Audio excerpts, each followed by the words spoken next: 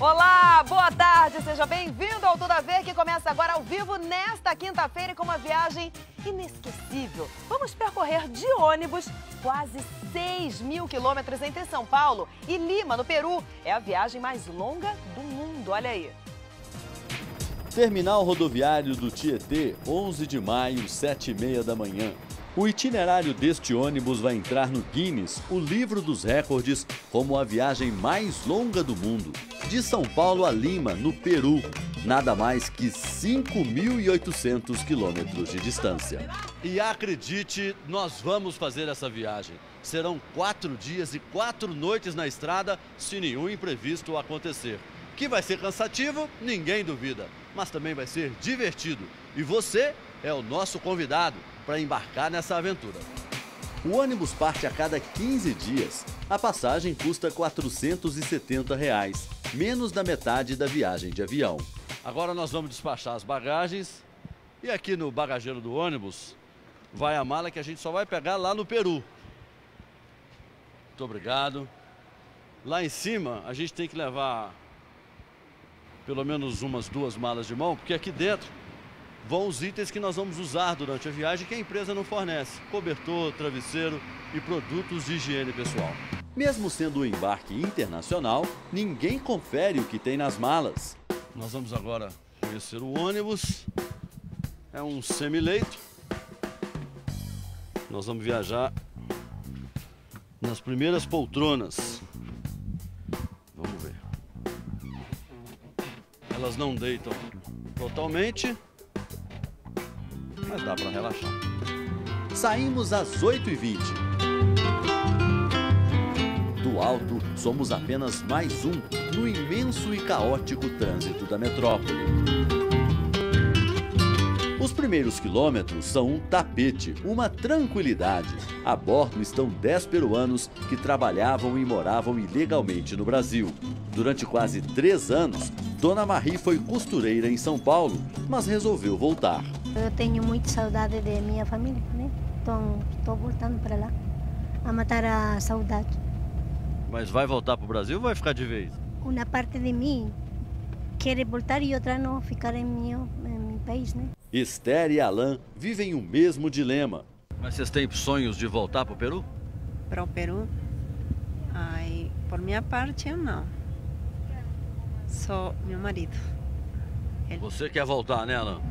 É lógico que toda a família mora lá, todos os amigos, os parentes, irmãos. É diferente quando você mora com a família que você cresceu, né? Os dois estão levando o brasileirinho Jean, de 6 meses, para as famílias conhecerem. Os reais que os peruanos levam ajudam a economia do país vizinho. Félix, por exemplo, vai investir na construção civil. Chegando eu vou comprar casa, assim, uma casa para eles. Vai montar um comércio, alguma coisa assim? É, algo assim. Em 2 anos em São Paulo você conseguiu isso? É. A maioria vai para a cidade de Cusco. Antes, para chegar lá, era preciso fazer uma baldeação em La Paz, na Bolívia.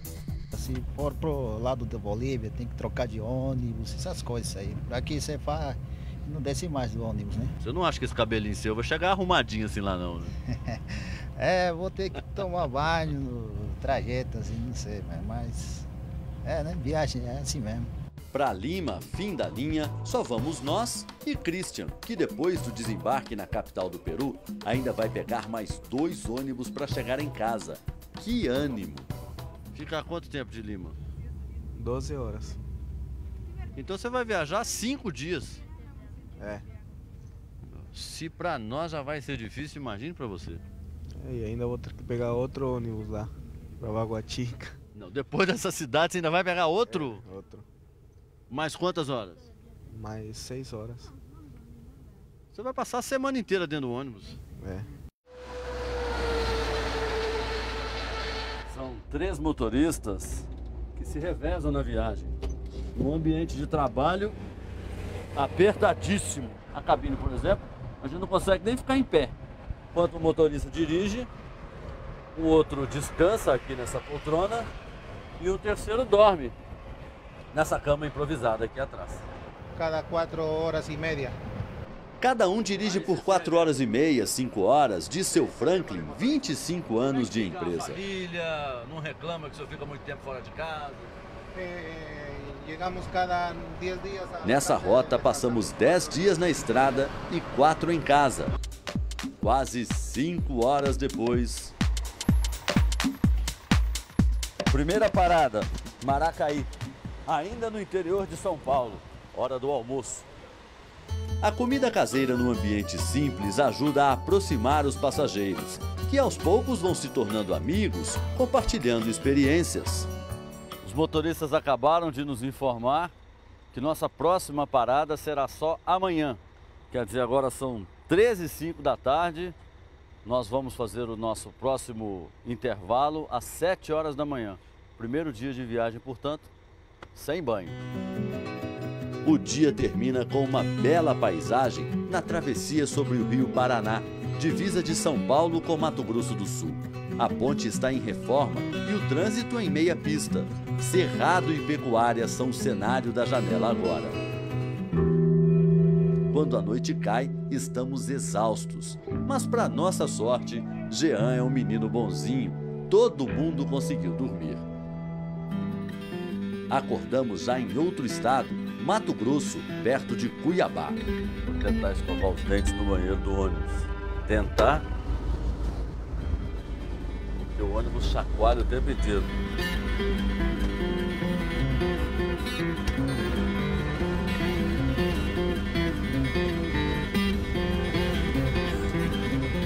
Claro que não é o ideal, mas numa viagem assim, a gente faz o que é possível. Quanto mais longe dos grandes centros, maior a precariedade. Para numa emergência ele não contar com o papel higiênico aqui do banheiro onde nós estamos, ele já traz um papel higiênico escondido no bolso aqui, ó. Em 24 horas rodamos quase 1.600 quilômetros. A sensação numa viagem longa assim é de que o tempo não passa, porque de manhã a gente não faz nada e à tarde nada faz. Os pais cuidam do filho, as amigas conversam, Dona Marie reza, Christian lê e Eric faz palavras cruzadas, até a chegada a Cáceres, onde havia ducha. Vou falar a tabela de preço aqui. Uma ducha, R$3. Para usar o sanitário você também paga R$3 e até para urinar paga-se 50 centavos. Vamos? O tempo de cada um é rigorosamente controlado. O banho tem que durar quanto tempo? 7 minutos de banho. E se passar? Se passar, eu vou ter que colocar outra ficha. Paga de novo. Paga de novo. Mais R$3. Mais R$3. Os banheiros são trancados com cadeado. Só abre para quem paga. Kit repórter. Toalha, sabonete, shampoo, condicionador. E vamos lá! Com licença, hein? Que chuveirada bem-vinda! E ainda com espelho e pia para a higiene ficar completa. Pronto. Limpo e cheiroso. Estou pronto para a próxima. Vamos lá. Um almoço rápido e pé na estrada novamente. Nós vamos agora para algumas das áreas mais isoladas do Brasil. Regiões onde dificilmente há sinal de celular ou internet. Por longas horas nós vamos ficar incomunicáveis. Retas imensas e movimento só de vez em quando. Estamos na bela e semideserta BR-174, a estrada que liga o Pantanal ao extremo norte do país. Corta matas fechadas e foi construída entre árvores que de tão grandes quase se encontram. Já passamos por São Paulo, Mato Grosso do Sul, Mato Grosso e agora chegamos a Rondônia. Nesse Brasil pouco falado, quase não há comércio de beira de estrada. Postos de combustíveis são raros. A rota do ônibus em que estamos só é possível por causa do tanque para 570 litros de óleo diesel, o que permite uma autonomia de 1.000 quilômetros. E por falar em quilômetros, ainda faltam 2 dias e 3 noites até o nosso destino, Lima, a capital do Peru. Deixamos uma rodovia e pegamos outra, a BR-364. Hoje será mais um dia sem banho e para o almoço temos água de biscoito. Isso porque o ônibus tem que cumprir determinados horários e nós estamos atrasados. E não é só por terra que se viaja nessa rota. Perto de Abunã, a rodovia federal simplesmente some, dá lugar ao Rio Madeira, com mais de 1 quilômetro de largura. No meio da selva, é preciso enfrentar fila e espremer ônibus, carros e caminhões em balsas como esta. A cada viagem, a balsa leva cerca de 20 veículos. Ela pertence a um empresário aqui da região e há mais de 20 anos é a única alternativa para chegar até o outro lado do Rio Madeira. A travessia é uma mina de ouro, são pelo menos 10 por dia. Em média, R$ 42 por veículo. No fim do mês, R$ 252 mil. Assim como outros moradores da região que dependem da estrada, o cantor gaúcho aí... Esta vaneira marcada vai pra matar a saudade da minha querida Rondônia, vou cidade. Não vê a hora de se livrar desse pedágio informal. Quantas vezes você já passou nessa balsa aqui? Não tenho nem noção. Muitas e muitas vezes. Inclusive aqui desse outro lado, uma madrugada eu vinha vindo, bati um ônibus meu nessa balsa que acabou. Amigos, e abraçar a linda pequena, vou iniciar a jornada na cidade. A gente está pertinho da divisa de Rondônia com o Acre. A gente tem que passar repelente, porque os insetos atacam o tempo inteiro. As picadas podem transmitir febre amarela, doença comum na região. Por isso, no Acre, só entra quem foi imunizado. Eu estou em dia com a senhora? Tá em dias, febre amarela. E quem não está em dia? Tem que tomar vacina. Senão não entra? Não entra. Até porque é a garantia, né? Nós temos que estar prevenido. E lá vão Christian, Eric... Deve ter uma dona Marie da vida. Tem. Por isso que a gente está aqui para, né? Para garantir a vacina de todos, que todos fiquem vacinados. A poucos quilômetros do posto de vacinação, começa um projeto que promete prosperidade internacional, a rodovia interoceânica. A estrada nasceu com o propósito de unir o Atlântico ao Pacífico. Antes, para chegar à Ásia, por exemplo, os navios tinham que passar pelas costas da África ou pelo estreito Canal do Panamá, que tem apenas 33 metros de largura. Com a nova rota terrestre, que liga o Brasil aos principais portos do Peru, a viagem para o outro lado do mundo diminui cerca de 6 mil quilômetros. Essa estrada é um sonho de mais de 40 anos de vários países da América do Sul, mas ainda é pouco divulgada e explorada. A gente roda quilômetros e quilômetros por um asfalto novinho, sem passar por ninguém. Nós somos a primeira emissora do Brasil a fazer todo o trajeto da rodovia, depois que a obra ficou pronta. De São Paulo a Assis Brasil, última cidade brasileira antes da fronteira, são 4 mil quilômetros. Do lado peruano, mais 1.800. Há 14 anos na profissão, o caminhoneiro Josmar sonha com o progresso que a interoceânica promete trazer. Com certeza, né? Vai abrir novos postos, gasolina, comércio, né? Vai girar mais o dinheiro no comércio aí. 15 mil operários trabalharam na obra que durou 5 anos e custou mais de 2 bilhões de reais. E foi administrada por um consórcio de empresas dos dois países. Agora de olho nos novos negócios turísticos e comerciais. A Interoceânica oferece pela primeira vez um contato que não existia antes entre dois povos que praticamente viveram de costas um para o outro por muito tempo, né? O Peru tem várias coisas interessantes que o Brasil ainda importa de outros países, né? A questão da azeitona, cebola, alhos, alcachofra. Então tem vários produtos que o Peru produz aqui que são interessantes para nós. Aspargo, por exemplo. Nós agora chegamos à fronteira do Brasil com o Peru. Normalmente basta uma carteira de identidade para entrar no país vizinho. Mas no nosso caso, nós precisamos de um visto especial que nada mais é do que esse carimbo aqui válido por 20 dias, porque nós estamos indo a trabalho. A fiscalização é precária. Esse carro aí não tem nem placa, ó. Brasileiros e peruanos vão e vêm a qualquer hora. Raramente alguém vigia o que chega ou sai. Olha o aviso na porta. O expediente da Polícia Federal vai até às 8 da noite. Depois desse horário, fecha tudo aqui, mas a fronteira continua aberta. 2 quilômetros adiante, já no Peru, nova parada. Esses são fiscais da estação aduaneira aqui do Peru. Nesse momento eles estão dando uma olhada superficial nas bagagens ali do ônibus. O que mais impressiona a gente é saber que nós passamos por 5 estados brasileiros, cruzamos a fronteira com o Peru, entramos aqui e só agora tem alguém olhando a nossa mala e olha só, já acabou. Em menos de 3 minutos eles fizeram todo o trabalho, voltaram lá para fiscalizar outros passageiros. Quem cerca a gente para valer são essas peruanas que vivem da troca de dinheiro, reais por soles, a moeda local. Obrigado. Boa sorte para vocês, viu? Quanto vale um real acá? 1,60. 1 soles e 60 centavos. ¿É muito dinheiro ou não muito dinheiro? Mucho. ¿Qué eu posso comprar com 1 solo e 60?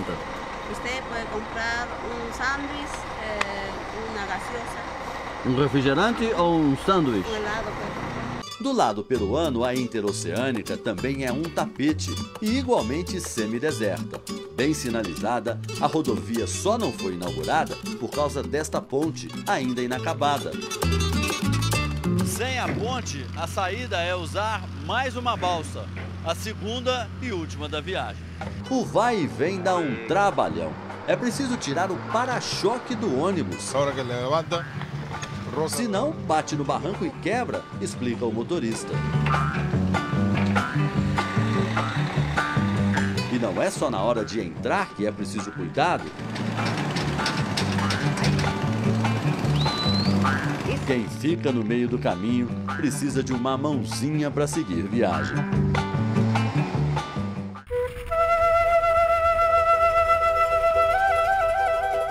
A estrada sinuosa nos leva ao topo da América do Sul. Estamos subindo a Cordilheira dos Andes, uma infinidade de curvas que revelam as paisagens deslumbrantes desta muralha de gelo. A cordilheira tem cerca de 10 mil quilômetros e passa por 7 países, menos do Brasil, de onde saímos de ônibus 3 dias atrás rumo a Lima, a capital do Peru. A placa não nos deixa mentir. Até aqui nós já rodamos 4.601 quilômetros. Na cordilheira, a natureza é exuberante. O paredão gelado é um berçário de rios e terra fértil. Entre esses morros gigantescos, nos raros metros de terra plana, surgiram os vales sagrados dos Incas, um povo valente e guerreiro que aprendeu a vencer as dificuldades naturais da altitude para desbravar os Andes. A cada parada é preciso pôr um agasalho, porque em alguns passos os termômetros despencam. Dentro do ônibus, a temperatura é de mais ou menos 25 graus. Aqui fora, neste momento, 15 para 7 da manhã, é de menos 2 graus. Quer dizer, caiu quase 30 graus em alguns passos. A paisagem aqui é maravilhosa. Mas chegar até aqui em cima é muito difícil, porque o ar é rarefeito, falta oxigênio, a sensação de cansaço é imensa e algumas pessoas, por isso mesmo, têm inclusive dor de cabeça e náuseas. Estamos a 4.200 metros de altitude, tão alto quanto a rota de alguns aviões. A rodovia é estreita, o ônibus passa rente aos penhascos. Mochileiros adoram percorrer a pé as muitas trilhas nas montanhas para chegar a Cusco, uma das capitais do Império Inca, destino também dos nossos companheiros de viagem. Como é que foi a viagem para a senhora? Um pouco cansativo, mas um pouco diferente dos outros viagens. Os outros viagens eram um pouco incômodos. Agora não. Fico mais alegre porque vocês estão filmando, né? Obrigado pela companhia. Obrigada, eu também. Depois de quase 3 anos longe de casa, Félix mal conseguia falar. Está feliz que está em casa, não está? É, tô. Qual o sentimento de voltar para casa? É um sentimento que eu... Então, assim... Estou muito alegre. Emocionado? Emocionado, isso. As malas estavam abarrotadas de presentes e de saudades de um tempo bom. Você está levando presente para quem aí? Para mamãe, papá e para toda a família. Papai Noel chegou mais cedo. Sim. O caçula da nossa turma do ônibus, como sempre, quieto, mas feliz. O sorridente, simpático e ainda banguelíssimo Jean agora vai levar toda a simpatia e carisma para casa dos avós. Tchau, Jean! Seguimos viagem. Agora somos só nós, Christian e os Montes Gelados. Uma das características dos Andes é que na cordilheira a neve nunca derrete por causa do frio muito intenso e da altitude. Os picos mais altos chegam a 6.000 metros, ou seja, a qualquer época do ano que a gente vem aqui, ou está nevando como agora, ou a neve já está formada no chão, como essa aqui, que a gente tem o prazer de tocar.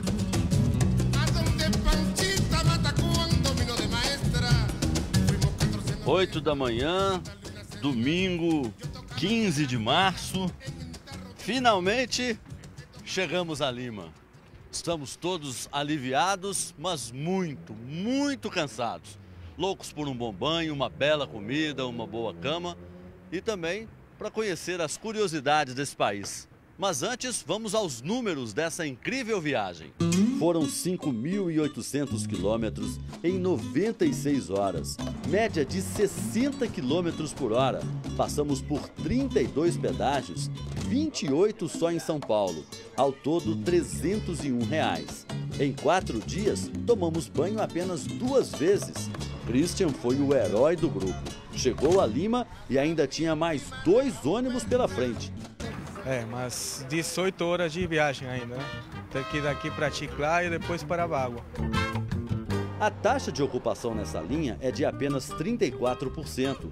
O dono da empresa, que acaba de comprar 40 ônibus do Brasil, espera dias melhores quando for permitido o transporte de encomendas entre Brasil e Peru. Microempresário. Isso ajudaria bastante os microempresários, que poderiam exportar e importar com mais facilidade, ele diz. Trocamos o ônibus pelo transporte que é a sensação do momento no Peru, o mototáxi coletivo. E vamos nós experimentar essa novidade.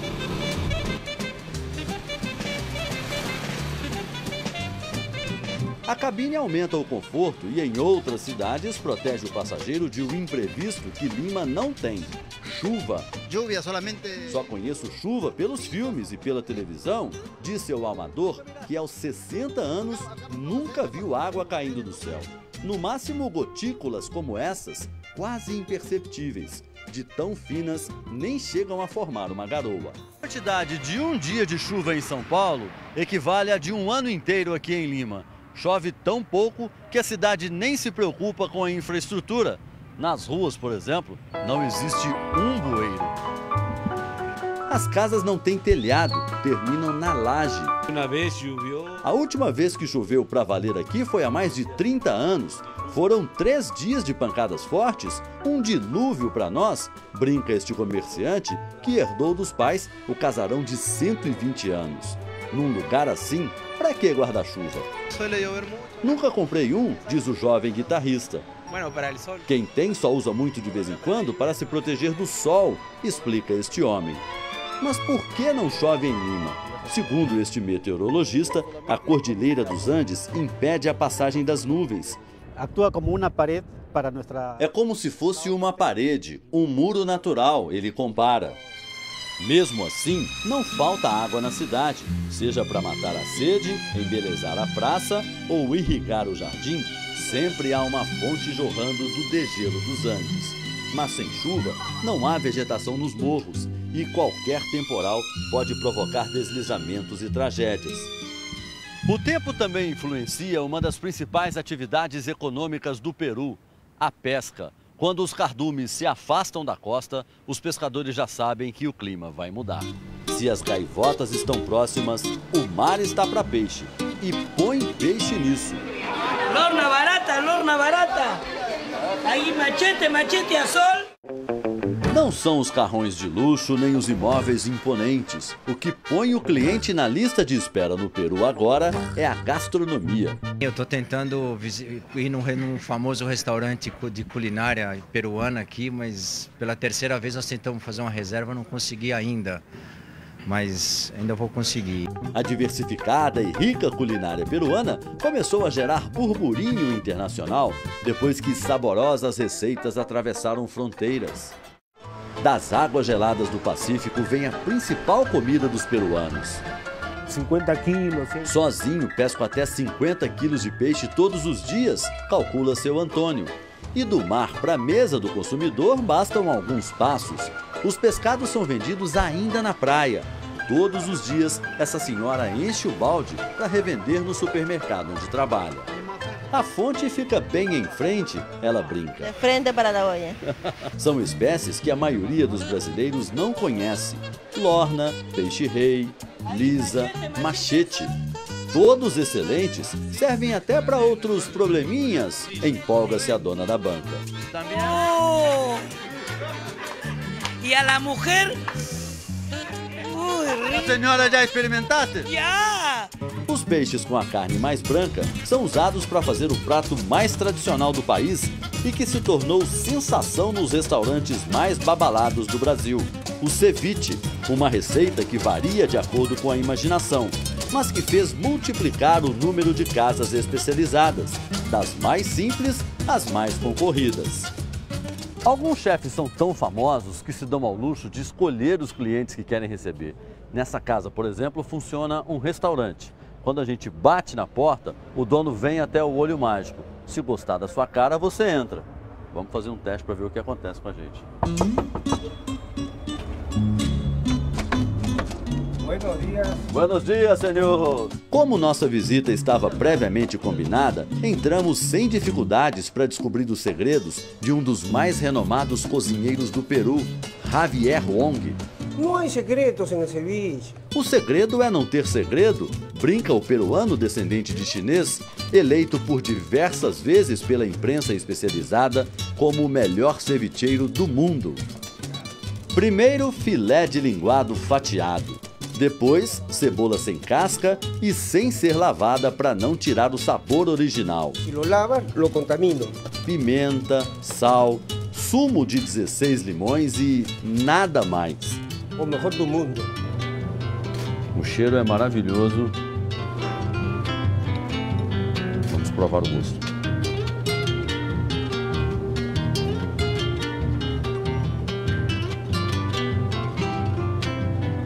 Extremamente saborosa e uma textura muito sólida. Por quê? Te dije que este ceviche é brasileiro. Te lo dije, não me quisiste creer. Por que a textura é tão sólida assim? Fresco. El pescado es muy... Este pez anoche estuvo durmiendo en el agua. Foi pescado durante a noite? Ajá. Se não for fresco, não fica tão... No puedes hacer ceviche si el pescado no está fresco. Es imposible hacerlo. No sale. O ceviche também pode ser apreciado usando uma colher, para que você possa pegar o peixe e o limão juntos.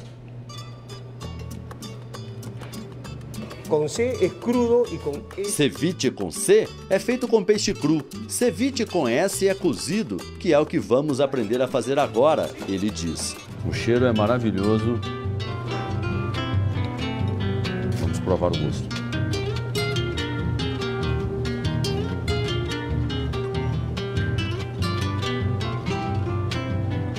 Extremamente saborosa e uma textura muito sólida. Por quê? Te dije que este ceviche é brasileiro. Te lo dije, não me quisiste creer. Por que a textura é tão sólida assim? Fresco. El pescado es muy... Este pez anoche estuvo durmiendo en el agua. Foi pescado durante a noite? Ajá. Se não for fresco, não fica tão... No puedes hacer ceviche si el pescado no está fresco. Es imposible hacerlo. No sale. O ceviche também pode ser apreciado usando uma colher, para que você possa pegar o peixe e o limão juntos. Com C é crudo e com S. Ceviche com C é feito com peixe cru. Ceviche com S é cozido, que é o que vamos aprender a fazer agora, ele diz. Novamente, fatias de filé de linguado, verduras, pimentão vermelho, amendoim, cebola e óleo fervendo. O segredo está no choque térmico entre a temperatura fria do peixe e das verduras com a quente do fogo. Para todo o Brasil. La muñeca, o sea, el momento de saltar las cosas. O movimento da mão tem que ser perfeito. Primeiro joga o pescado, depois os outros ingredientes caem por cima, espalhando cor, sabor e aroma, ensina o mestre da gastronomia. Um setor que já movimenta quase 6 bilhões de reais por ano no país, 12% do produto interno bruto, e influencia jovens talentos. Alex Torres, de 21 anos, é uma das grandes promessas. Inventou uma iguaria aproveitando a quinoa, um grão da época dos Inca. Leva ainda lagostinhas flambadas, creme de queijo, pêssego, maracujá e espetos de bambu. Doce e salgado se misturam numa harmoniosa combinação. É um prato que mistura as temperaturas quente e frio. E ainda assim fica sensacional. Los sushis? Tenho muito orgulho de ser peruano e de aproveitar ao máximo nossa biodiversidade. Não queria copiar o sushi, mas sim fazer um prato típico do meu país, fala o jovem chefe. Temos produtos na sierra, na selva, na costa. Temos selva, serra e costa. Aprendendo a usar essa variedade, estamos entrando cada vez mais na cobiçada rota gastronômica internacional, diz a gerente do restaurante. Tão cativante quanto a comida peruana é a bebida. A principal se chama pisco, uma cachaça feita com uvas verdes em vez de cana-de-açúcar e que, misturada com frutas, vira pisco sour. Esta loja, por exemplo, vende a de maracujá. O pisco tem 48% de álcool, com a fruta cai para 18%, 19%, mas sobe muito rápido, alerta o vendedor. Muito bueno. Tem pisco sour de coco, tamarindo, azeitona e até de folha de coca, que no Peru pode ser vendida. Esse aqui é de folha de coca. Muito bom também. Mas a pessoa não fica drogada? No, droga. Uno no. Uno es excelente. Dos tampoco. Con tres, ya. Três não pode? Três não pode. Com dois está bem. Vou parar então, senão não termino a reportagem. Misturada com limão, lembra a nossa caipirinha. Neste bar, qualquer um pode aprender a fazer. 3 medidas de pisco, uma de sumo de limão, outra de açúcar e clara de ovo. Depois é pôr gelo e pronto. O que faz a espuma da bebida é a clara do ovo. Seja sincero. Está bueno. Muito bueno. Orgulhosamente, foi o primeiro brasileiro a concluir o curso de botequim. Eu aprendi a fazer. El verdadero pisco sour. Viva! Palma! O Clarim anuncia mais uma cerimônia no Palácio do Governo.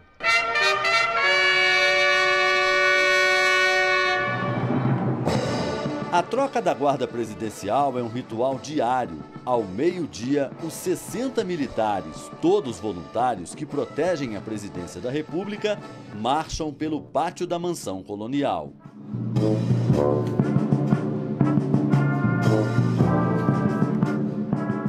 As fardas lembram a luta pela independência dos peruanos contra os espanhóis em 1821. Nosso país vizinho ganhou a Guerra dos Homens, mas ainda não venceu a batalha contra um poderoso inimigo que vem da natureza, o terremoto. Com 16 milhões de habitantes, o Peru é um país marcado pelos tremores de terra, tanto que para todo lado existem placas indicando rotas de escape, caso o chão comece a balançar. O mais violento dos terremotos foi em 1746. Dos edifícios com estilo barroco, só não desabaram os que tinham sistemas antissísmicos, rudimentares, mas eficientes.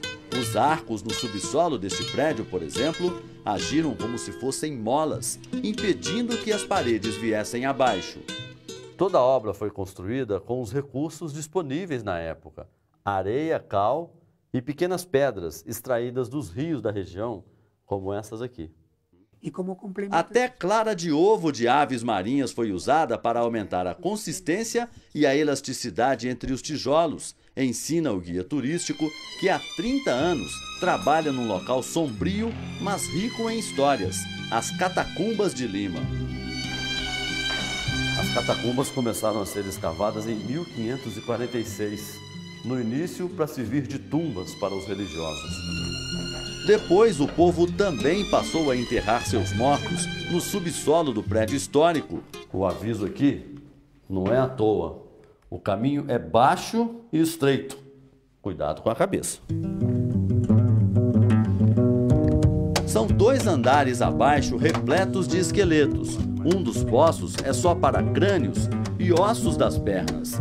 Mas quem eram essas pessoas? Os documentos foram perdidos em incêndios e roubos, esclarece seu Pedro Espinosa.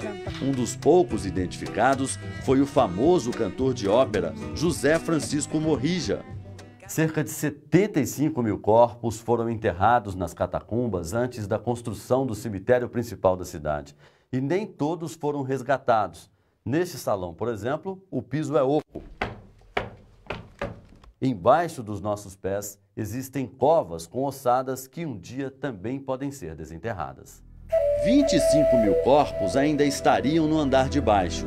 Algumas das respostas para os mistérios das catacumbas estão alguns metros acima, numa das maiores bibliotecas da América Latina. São 25 mil volumes em vários idiomas e sobre diversos temas. Só de pergaminhos encadernados existem 6 mil. Como não existia livrarias em Lima na época, as obras vinham de navio da Europa. Como também não existia energia elétrica, só podiam ser lidas durante o dia, na biblioteca projetada para aproveitar a luz do sol. Foi nessa época que uma lenda correu a cidade. Por causa de um amor não correspondido, um religioso teria se matado se jogando dos penhascos do Oceano Pacífico. Nem sempre tão pacífico.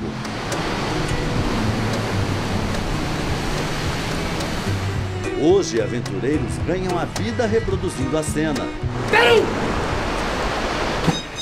Fernando, 42 anos, chega a saltar 36 vezes num único dia.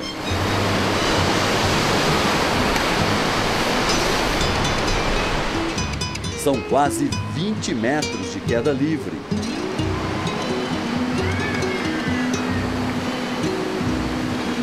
É preciso esperar o momento exato por causa da maré. O lugar é cheio de pedras, explica mostrando até onde a água bate. Quando a maré baixa, me chega à cintura e ao peito. Aventura e cultura são algumas das muitas riquezas do Peru. Nas esquinas, nos colégios, no coração do povo, existe a tradição da alegria de viver, aliada à contemplação das generosidades da natureza.